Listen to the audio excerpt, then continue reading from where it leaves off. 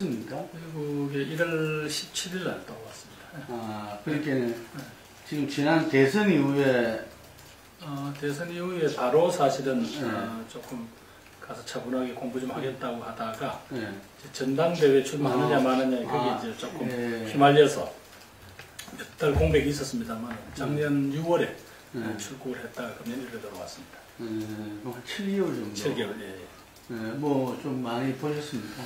네, 원래 뭐 욕심은 혹시 저희들이 막연한 예감이지만 분명히 북한이 어떤 형태로든지 어떤 변화를 하지 않겠냐는 예측도 있어서 한반도에 어떤 그런 격렬한 변화가 왔을 때 이른바 이제 미국이나 중국 같은 이른바 주변의 이 강대국들은 이 상황을 어떻게 볼 건가 하는 그런 데 대한 조금 그 흐름을 조금 보려고 갔었는데 뭐 생각보다는 한국이 지금 주요 이슈가 안 되고 있더라고요. 그리고 우리가 알만하신 국내 언론도 많이 소개되는 한반도 문제 전문가들의 뭐 입장이나 생각들은 국내 보도된 바와 별 다름이 없고 다만 이제 한 가지 확인하는 것은 그 일본이 이렇게 보수 경향과 맞물려서 워싱턴에도 일본의 영향력이 많이 확대되고 있다는 것을 알았습니다. 그래서 우리를 둘러싼 주변 정세가 19세기 말 20세기 초처럼 흘러간다라는 어떤 사회학자의 지적이 결코 그냥 학자의 그냥 어떤 예견보다는 좀 더 아주 구체적이다라는 그런 두려움을 느꼈습니다.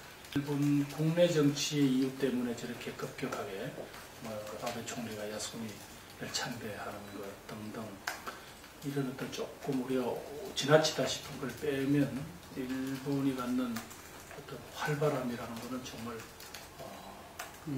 어떤 그런 예측이 충분히 가능하고요. 또 일본의 정치인들이나 이런 분들 몇몇 만났는데 이분들이 보이는 적극성 또 어찌 보면 조금 뻔뻔함이라 할까요? 이런 부분들은 우리가 국내에서 느끼는 것보다도 훨씬 더 강하더라는 겁니다. 특히 요즘은 그 지적하고 싶은 것은 그 아베 총리가 야스쿠니를 딱 참배하고 난 뒤에 그 뉴욕타임스가 이것은 인류의 양심에 대한 거역이고 전쟁 범죄에 대한 부인이고 전쟁 시 여성 인권의 문제다 등을 아마 이렇게 거론한 걸로 알고 있습니다. 그래서 우리 정신대 문제라든가 뭐 독도 문제 등을 한일 간의 문제를 풀지 말고 이것은 인류의 양심과 인권에 대한 중대한 범죄 행동 이렇게 우리도 국제 공조를 강화할 필요가 있다.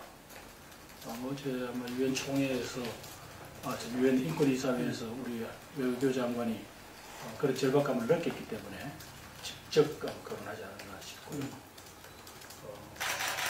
한일 정상회담을 하느냐 마느냐, 한일 외교관계가 이렇게 해도 좋으냐 마느냐를 떠나서 저기 일본 내에 있는 지금 현재 그 우파적인 저런 맹동에 대해서는 분명히 국제적인 공조를 통해서라도 강한 저지가 있어야 한다 그런 생각을 했습니다.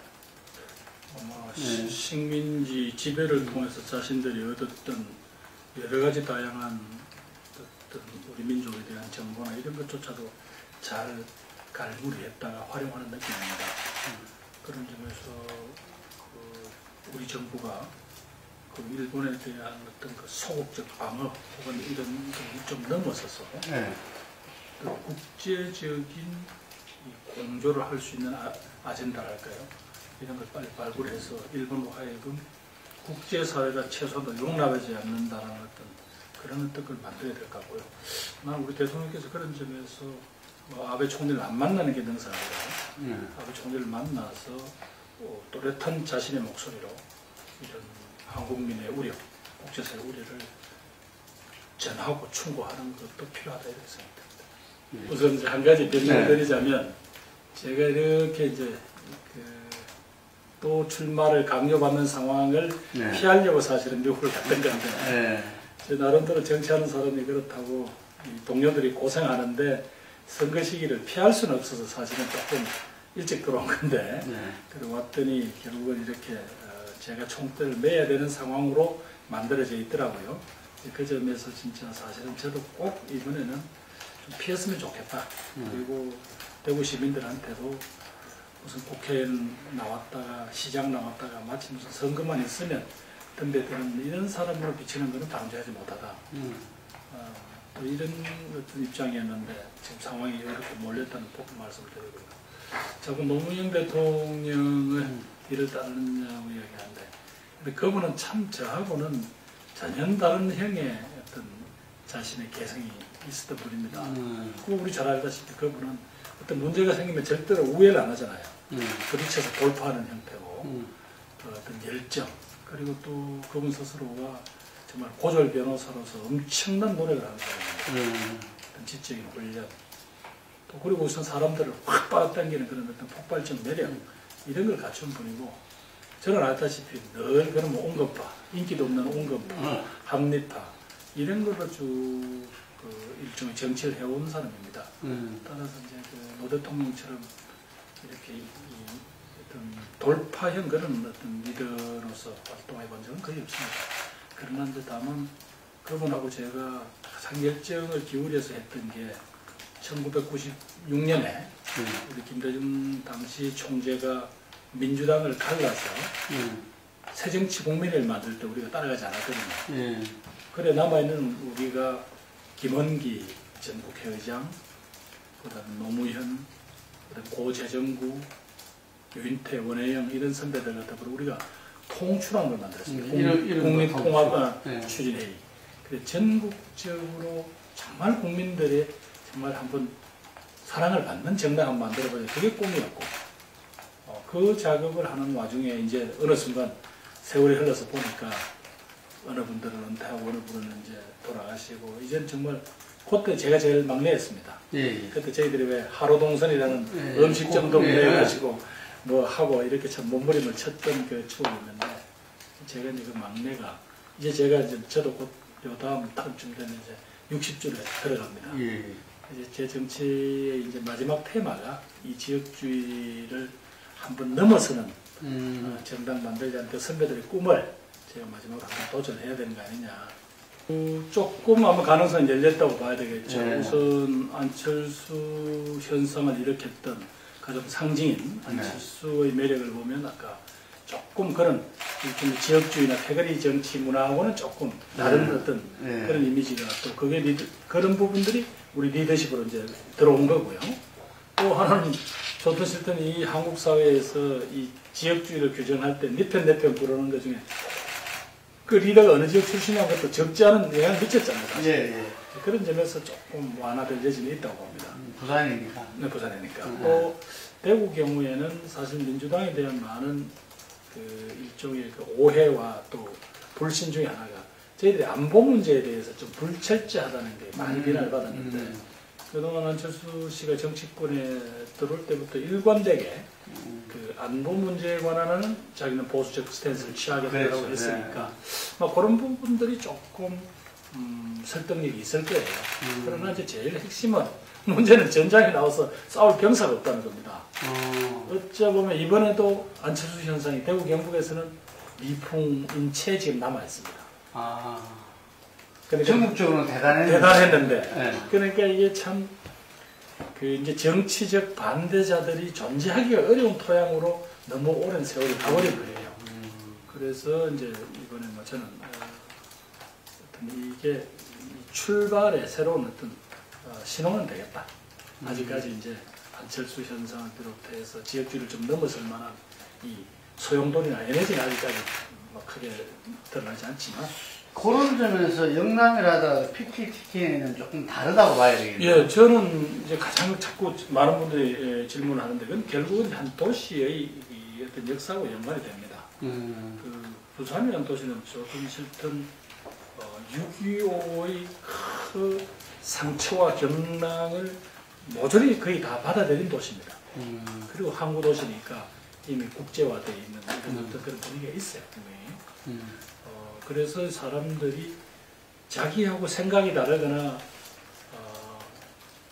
뭐 이렇게 생활 패턴이 다른 사람들하고 이렇게 같이 지내는 게 별로 어색하지 않습니다. 이제 대구만 해도 바로 6.25에서 흔들려서 일단 도시가 비켜가 버렸습니다. 예. 물론 내부에서도 상처와 비극이 있었죠. 예.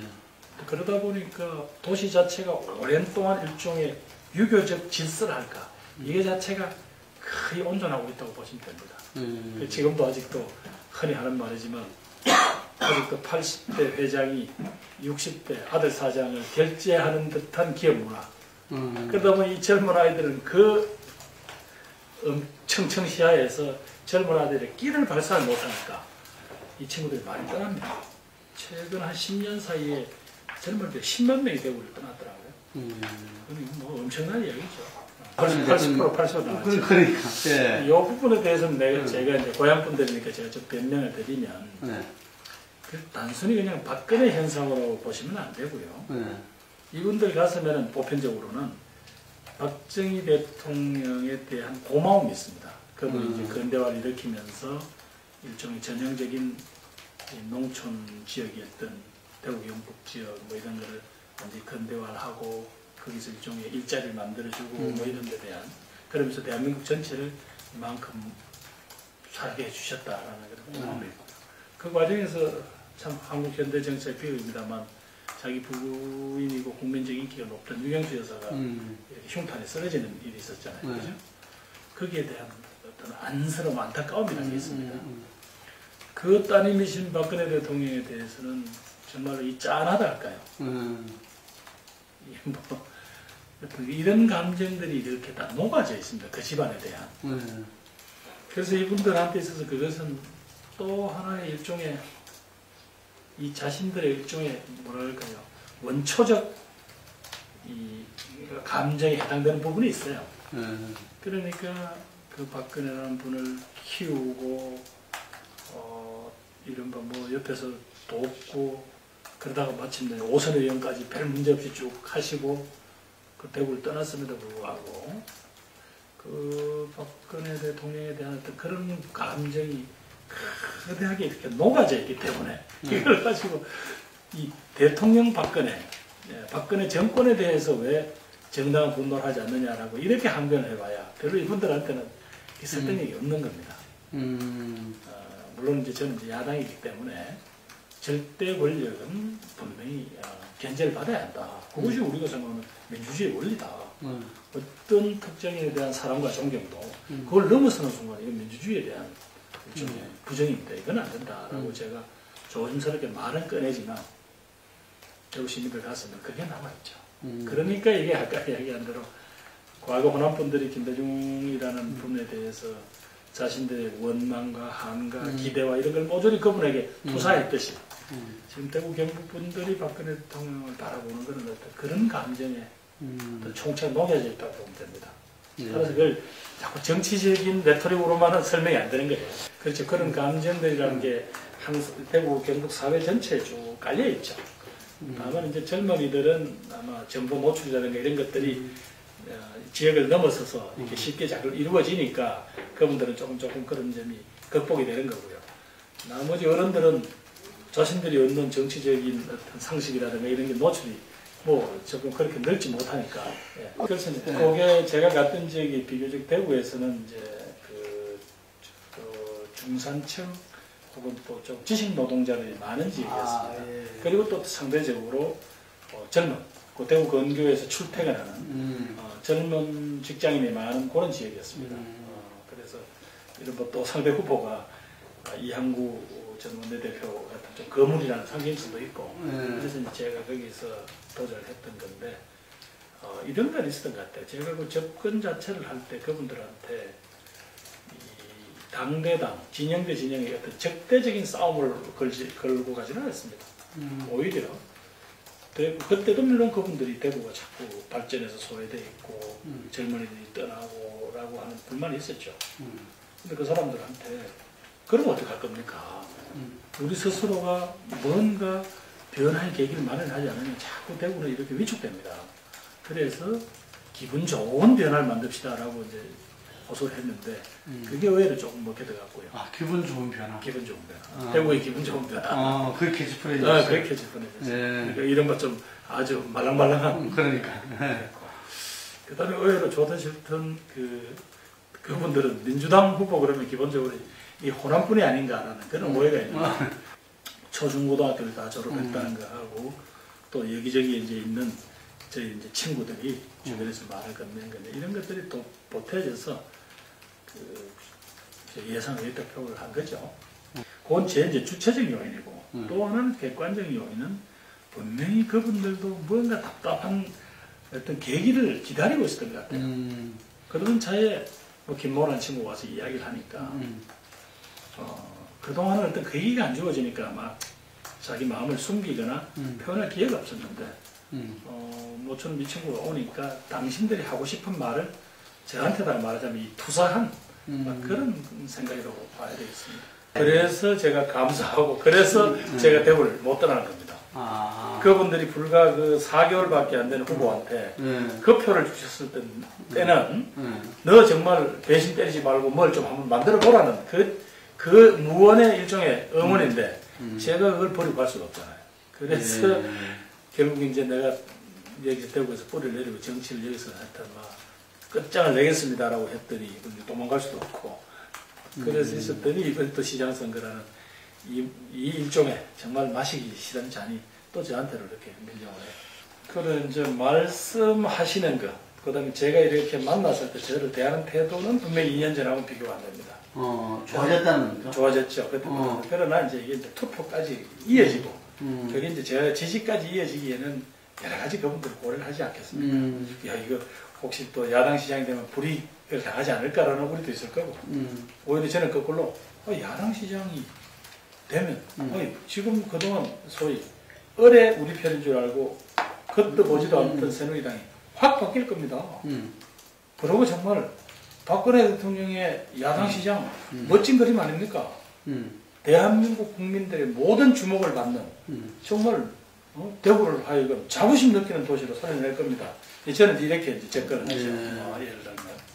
그래, 이런 등등이 뭔가 하여튼 묘한, 이번에는 한번 뭔가 일을 저질러 보자는 등이 있는 게 사실입니다. 그러나 이제 워낙 저희들 조직도 없고, 또 이분들 이런 분노를 확신을 갖고 투표장에 나갈게 할 만큼은 몇 차례 지금 단계가 있어야 되잖아요. 근데 그 과정이 지금 이번에 통합신당이 출범 하나 정도 임팩트가지고는 좀 약하고, 제가 이제 그동안 먼저 앞으로는 조금 준비를 치밀하게 해가지고 그분들의 정서에 반하는 것도 안 되고, 그분들이 말하는 정말 대구의 미래가 있겠다라는 희망도 던져줘야 되고, 또 단순히 대구를 넘어서서 대한민국의 새로운 변화 시기에 대구가 어떤 역할을 할 수 있겠다는 자부심, 이것도 심어내면서 그런 준비 좀 철저히 해야죠. 저는 그렇게 되도록 만들어야 됩니다. 만들어야 된다. 우리한테 주어진 사실상 거의 마지막 기회입니다. 민주당이 본인이 부인하든 아니든 기득권의 그 자체는 아니었을지 몰라도 거대한 기득권 내에 작은 기득권을 할양받아서 거기서 기득권에 안주한 건 사실입니다. 국민은 그렇게 보고 있습니다. 일체 자기가 희생해서 무슨 국가를 위한 뭐 행위를 한 게 국민 기억에 남아있는 게 지금 없잖아요.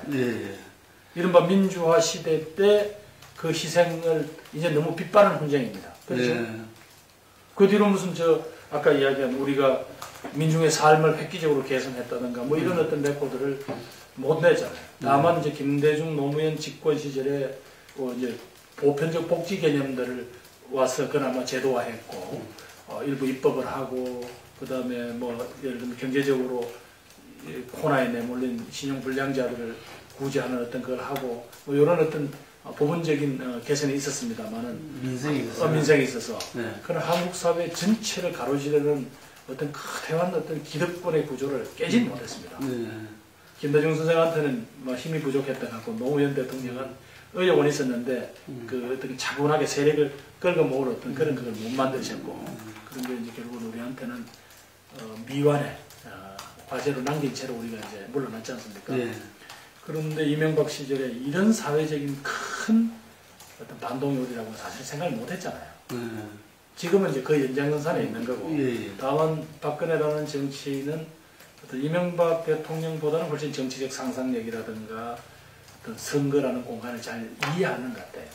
그러면서 이 양반이 이제 우리 공동체가 이 바틀락에 탁 빠져 있는 거를 한번 밀어젖히려면 어떤 지형적, 공간적 이 사고를 넘어서야 된다고 하고 통일의 화두를 먼저 가져가 버렸어요. 예. 뭐 그 점에서는 뭐 정말 기가 막히다. 지난 선거 때도 그렇고. 그러니까 기가 막히다고밖에 못하죠. 그러나 지난 선거 때 그 좋은 경제민주화와 보편적 복지를 가져가셔놓고 그러니까. 막상 당신이 대통령 되고는 안 하시면 어떡합니까 이거? 그러니까. 그렇다고 이 과제라는 게 한 번 써먹고 버려야 될 과제는 아니거든요. 네.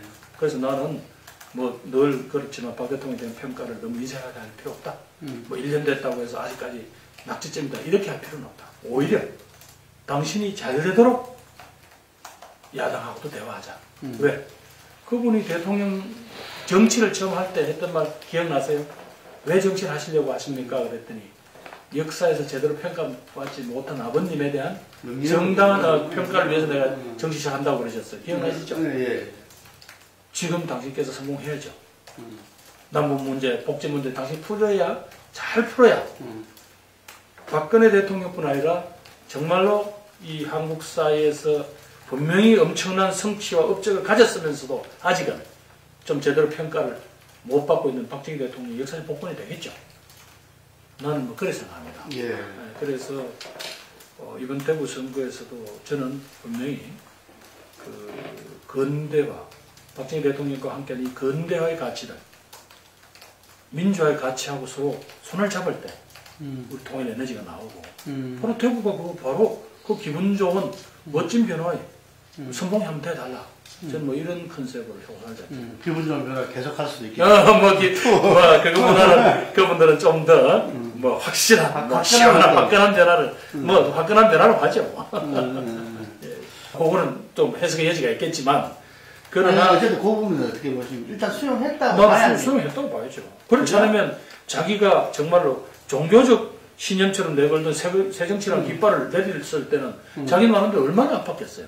그런데 자기가 현실적으로 부딪혀 보니까 나의 꿈은 어떤 그릇에 담겼을 때 현실 정치를 변화를 가져오는데 나 꿈만 있지 그릇이 없으니까.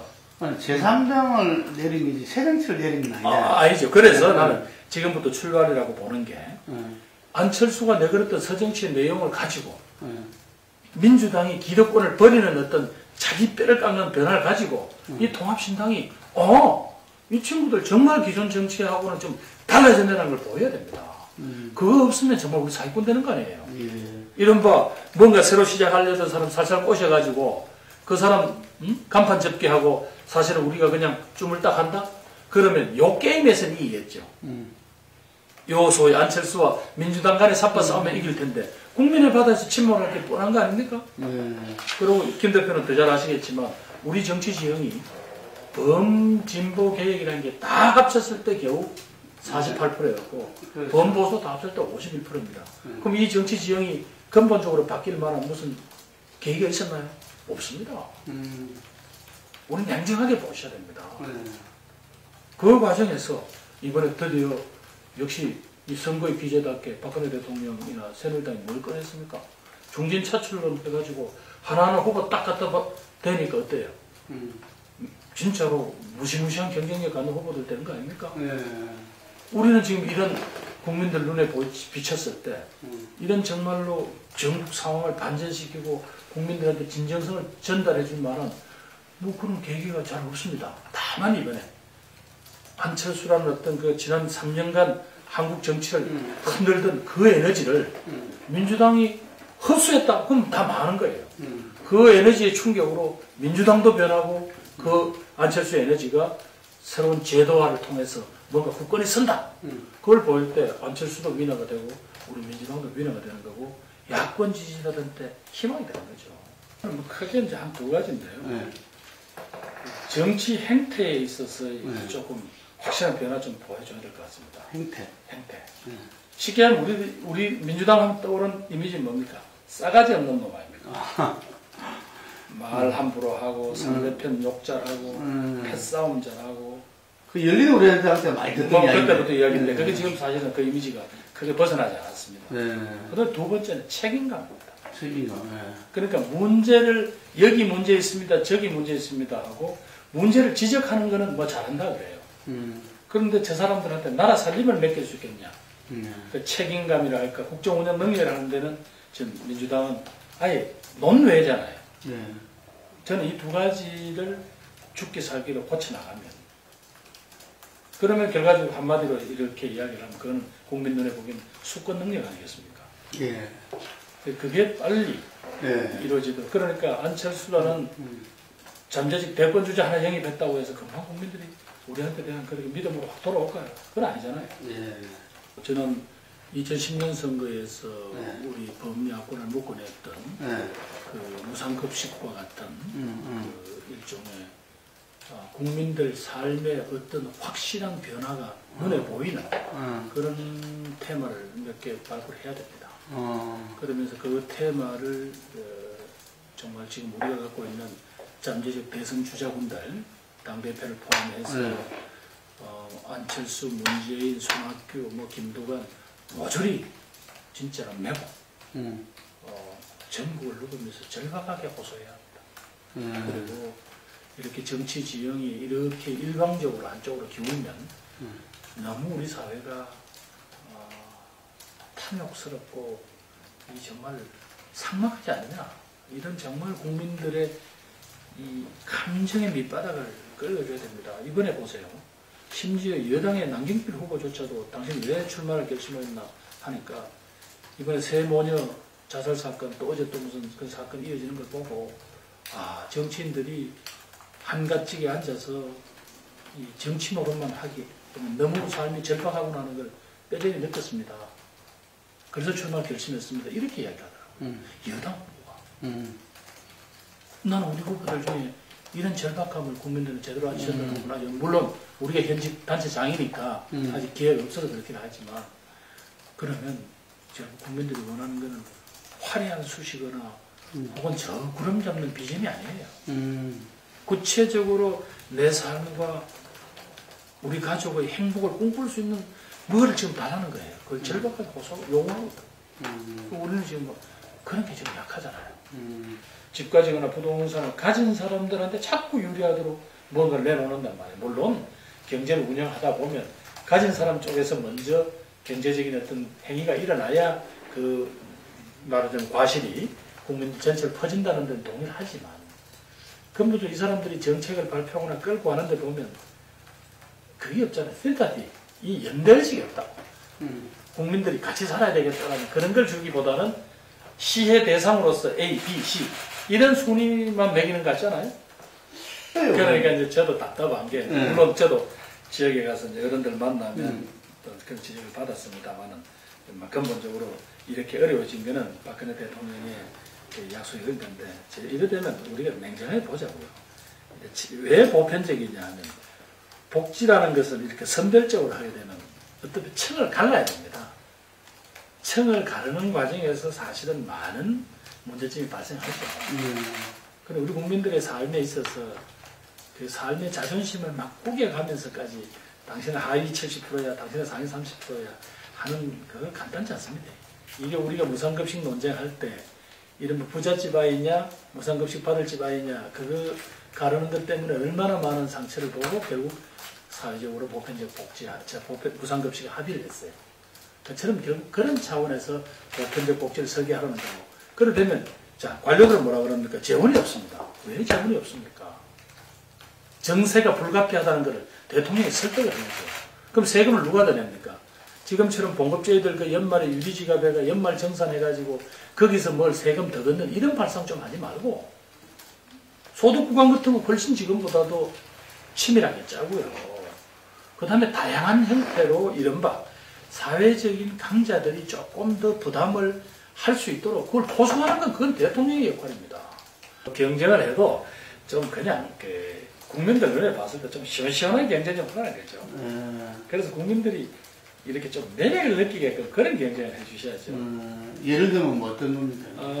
예를 들면 뭐 아까 이야기한 그 이제 보편적 복지 논쟁도 나오면 무조건 그냥 민주당 보편적 복지 퍼주기, 경제 성장에 관심 없는 이런 식으로 하지 말고 누구는 경제 성장에 대한 우리 입장을 조금 더 정리하자고 나올 거고, 누구는 북한 인권 문제에 대한 우리들의 당의 태도에 대해서 한번 조정하자고 나올 거고, 예를 들면 누구는 이 남북 안보 문제에 관한 우리는 이 접근과 남북 평화 정착에 관한 정권은 이렇게 공유하자고 한다든가. 뭐 통일 경로 좀 뭐 다르고. 경로도 뭐 다양한 형태로 얼마나 소위 말해서 네. 그분들이 지도자로서의 자신의 안목을 놓고 경쟁할 기회는 저는 무궁무진합니다.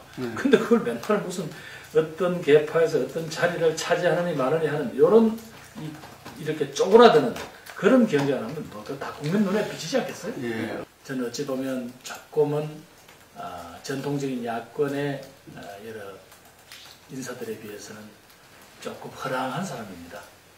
저는 여야의 대결을 통한 정치 발전보다 여야가 얼마든지 우리 공동체를 위해서 협력하고 상생할 여지가 많다라고 주장하는 겁니다. 그러나 선거는 경쟁이죠. 경쟁에서는 치열하게 붙어야 합니다. 그러나 옛날처럼 인신공격을 하거나 상대편을 비난해서 경쟁하기보다는 얼마든지 자신들의 장점과 정책에 유리한 점을 내놓고 경쟁하는 그런 선거구도 만들고 싶고 또 이번에 만들어야 된다고 생각합니다. 그것은 바로 여러분들이 끊임없이 관심을 가지고 지켜봐 주시고 댓글을 다시고 문자를 넣어주시면 가능하리라고 봅니다. 여러분들의 격려와 관심, 대구 경북의 기적으로 한국 정치의 희망으로 통일의 큰 길이 열리는 첫걸음이다. 그렇게 호소드립니다. 부탁드립니다.